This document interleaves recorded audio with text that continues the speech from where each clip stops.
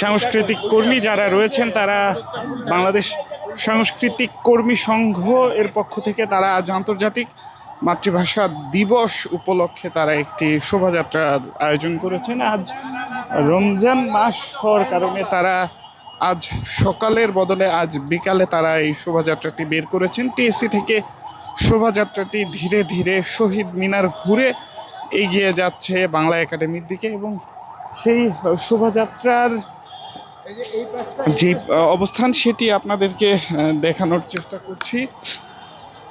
শোভাযাত্রাটি TSC থেকে বের হয়ে ধীরে ধীরে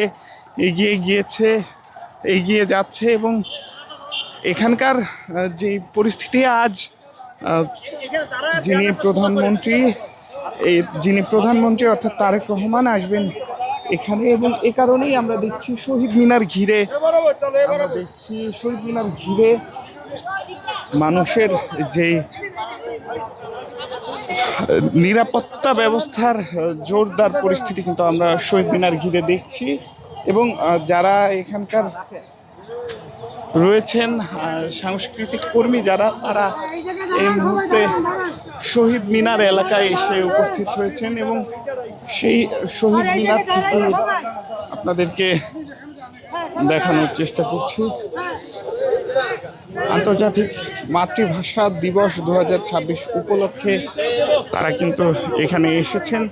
সাংস্কৃতিক কর্মী সংঘ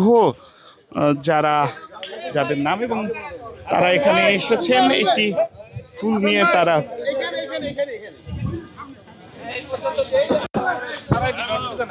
তারা কিন্তু এখানে এসেছেন এবং তাদের এই শোভাযাত্রা থেকে আমি আজবাজার ছিলাম এতক্ষণ আপনাদের সাথে। পরবর্তীতে আবারও যুক্ত হব অন্য কোনো ঘটনা কিংবা সংবাদ নিয়ে। ততক্ষণ পর্যন্ত বাংলা নিউজের সাথেই থাকুন।